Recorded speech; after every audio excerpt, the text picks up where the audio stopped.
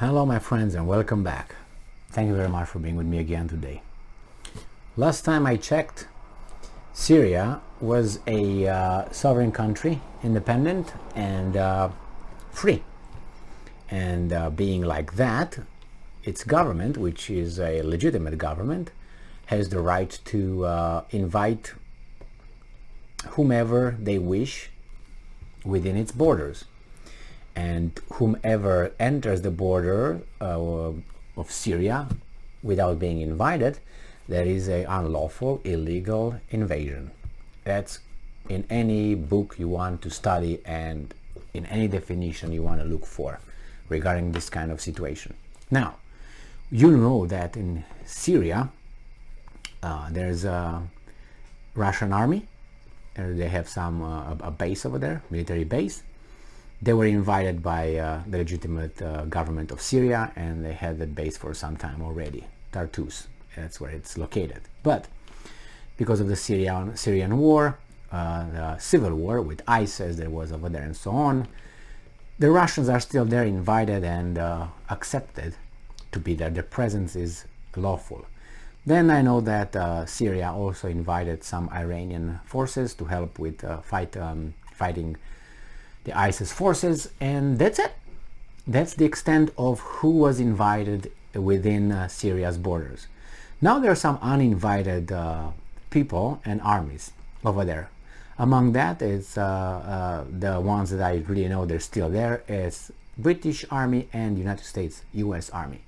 Now they're unlawfully over there because they were not invited. So that they violated the sovereignty of Syria. They claim Ukraine's sovereignty was violated, but they don't care about Syrian sovereignty. That's why next time when you hear them say something like that and complaining, don't even bother. All right, they're weasels.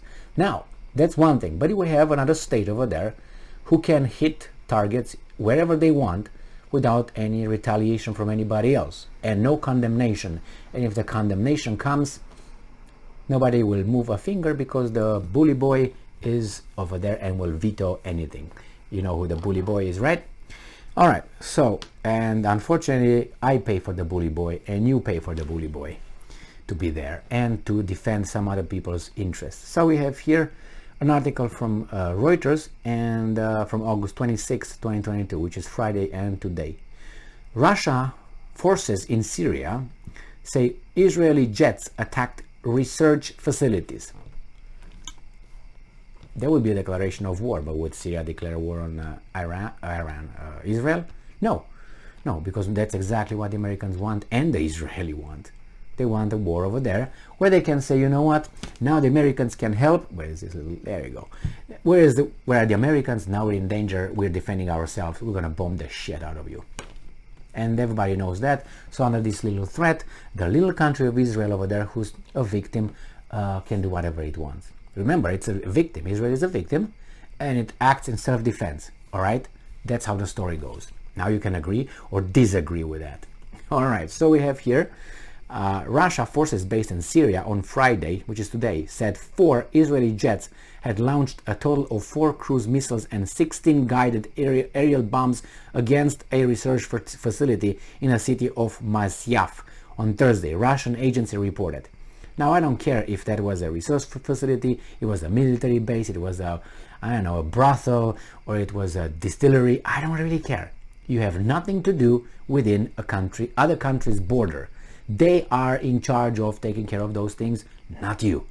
All right? So from the get-go, I don't care if these guys lie that there was a research facility for cancer, and I don't care, really. I mean, that's a detail compared with what were those guys doing, shooting within a sovereign country. That's the whole point. What if the other guys shoot over there? There will be an act of war, and that's all that Israel is waiting. And you know what they're gonna do? They're gonna tell the bully boy, hey, they attacked us. We're gonna attack them, but you're gonna help us. Remember, here, United States, our greatest ally. You're gonna drag United States in another war. You'll see. They've been trying this with their John Bolton for so many years, and other hawks in Washington DC with the AIPAC lobby. Yeah, okay. The strongest, isn't it? Syrian troops using Russian-made anti-aircraft weapons shot down 2 missiles and 7 guided bombs TASS and RIA said, quoting a senior Russian officer, the attacks damaged equipment at the facility, he said. Russian forces have remained in Syria since 2015, when they helped turn the tide in a civil war in favor of President Bashar al-Assad, who is the legitimate leader, by the way. That this guy's Assad must go. He's got to go. This was three countries, at least in the West. It was the United States, it was Great Britain, and it was Macron. He's got to go. He's got to go. No, you got to go. Why don't you got to go? He got to go. When I heard that, I was like, what is this, weasels? For several years, Israel has been mounting attacks on what it has described as Iranian-linked targets in Syria. They can be over there, as I said, if they want to be nudists and have nude beaches with people doing whatever they want over there. It's not Israel's say. Otherwise anyone can say, we don't like you having Israeli bases in Israel. Or, you know what I mean? Or American bases in Israel or something. They can say whatever they want, no? Because it's all about, when I say, law,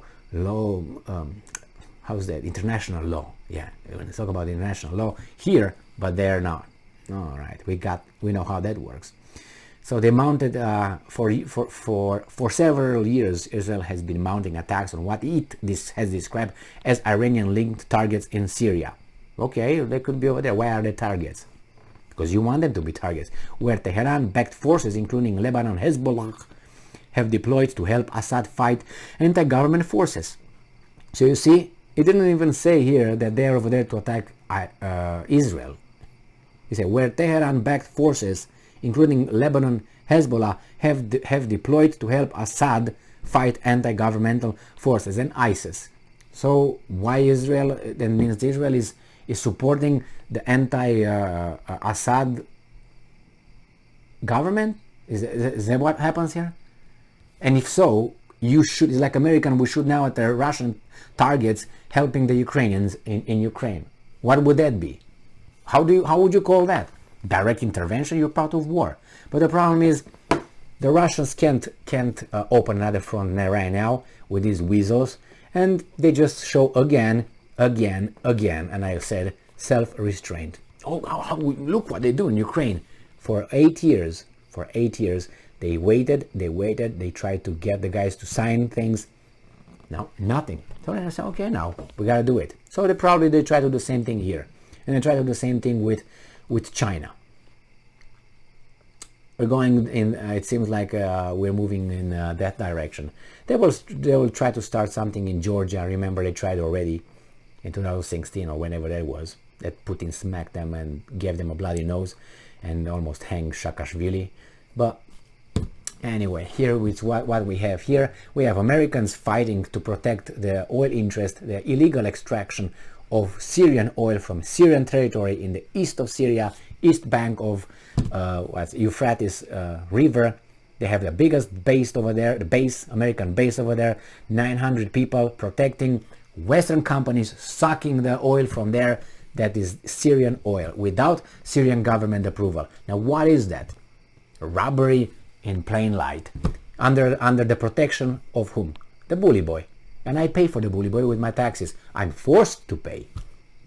If I don't pay, IRS comes, and if I don't pay, they say you go to jail. And if I don't want to go to jail, they send armed people to get me to jail.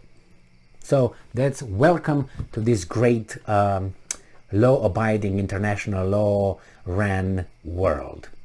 Global friendship and international community. And let me take my violin and play you some Paganini here. Thank you very much for being with me again today. Stay strong, stay smart, look for the truth, and be just.